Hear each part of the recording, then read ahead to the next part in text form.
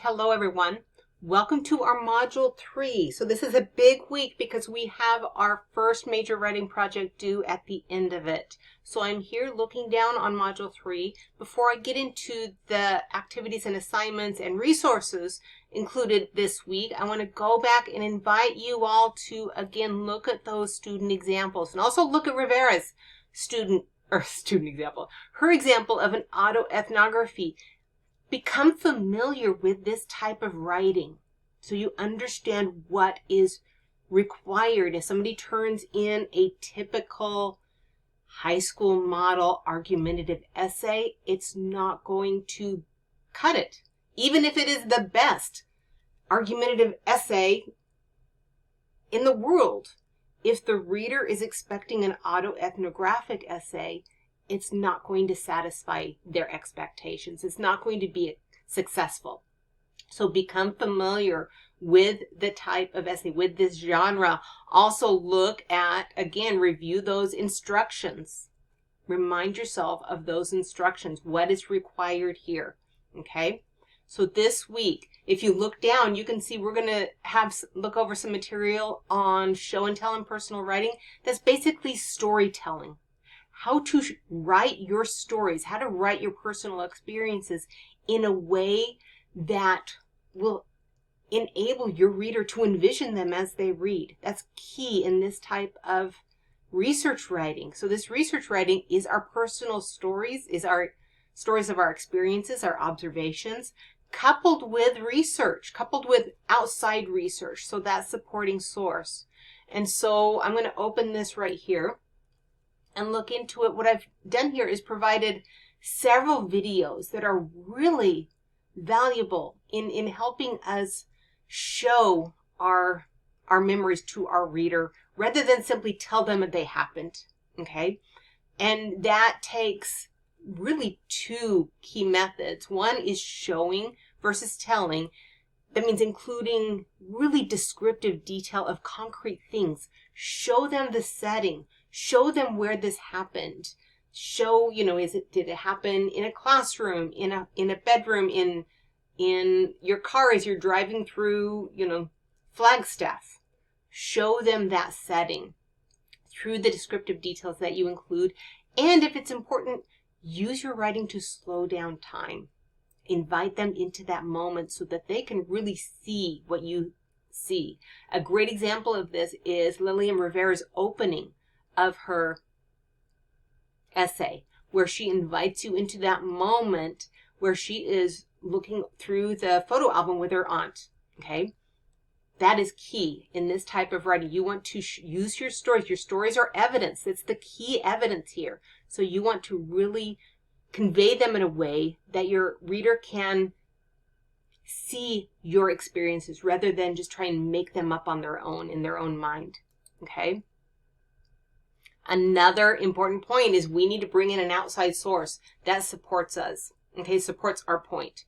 And finding the right type of source is key because your credibility as a writer, as a researcher, is largely boosted or undermined by the sources that you bring in. If you're going to bring in some little generic, unauthored, bullet point website from the internet as your source, that's going to do more damage than good. Finding key sources is important. So I've got here a video on how to judge the credibility of sources that we find on the internet, and also a link to the research help module that includes a whole lot of other information. So watch this. Watch this to help you find the right type of source and the source that's at the caliber of college research. Okay, you're not going to just grab anything. You're going to look for credible sources for this college research paper. And then another thing that I want to point out is the use of this Brain Fuse. It's an online writing lab that is so valuable. I encourage you all to engage with Brain Fuse, get some feedback on your paper, on your writing, and use that. There's nothing to submit here. I just want to explain what it is. This is a little video where I explain what it is and how to use it. It's really valuable for classes and for our own personal writing. Then on Wednesday already, I know this is a fat class, but we're going to get our rough drafts together, get them as full and complete as you can by Wednesday.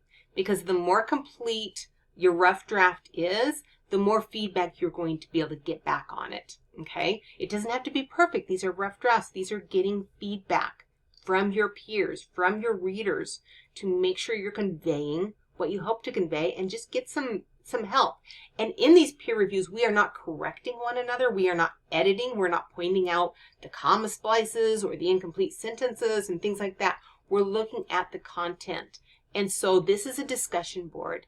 And by Wednesday morning, you're going to, there's already someone who is posted right here, but you're going to click on reply and you're going to simply attach.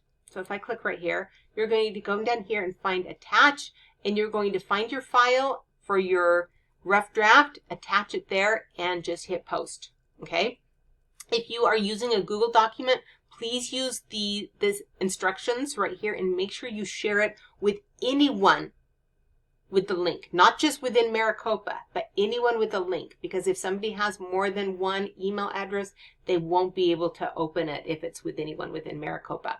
So just read those instructions, okay, and make sure you attach your link for your rough draft. And then within, let's see, that's due by 9 o'clock in the morning. Within 5 minutes after that, you're going to be assigned a peer, and the name will just appear. It's just an automatic Canvas pairing, and their name will appear up there, and you will go down through the replies to this discussion board, find you that name, find your peer's paper, and read over their paper, and you're going to fill out this peer review worksheet.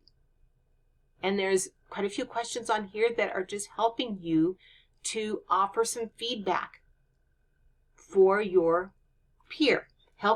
We're helping one another produce our best work and do the best we can. So this is the goal here.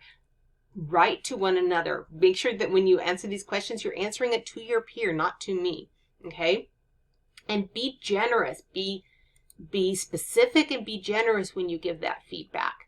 And then, very quickly, by Friday night then, get those in within 24 hours. Give one another a chance to look over your feedback and respond to it and kind of use that in their final revisions. And also keep in mind, though, I simply don't have enough time to give everyone some feedback in these online summer classes before their final draft is due. But refer back to my policy in the syllabus. What I do is I will give you a lot of feedback on your final submission, and if you get a B or lower and you want to revise and resubmit, you are free to do that, and I will simply regrade it. That's my way of giving you feedback and giving you a chance to revise and resubmit.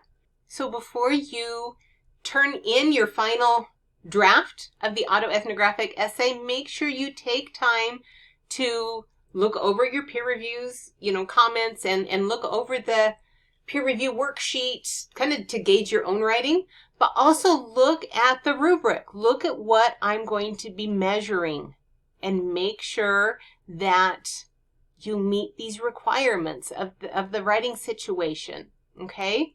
Let me know if you have any questions. Again, on Tuesday, I'm going to be on Zoom for office hours. If anyone has questions and wants to talk to me about their draft, that would be great.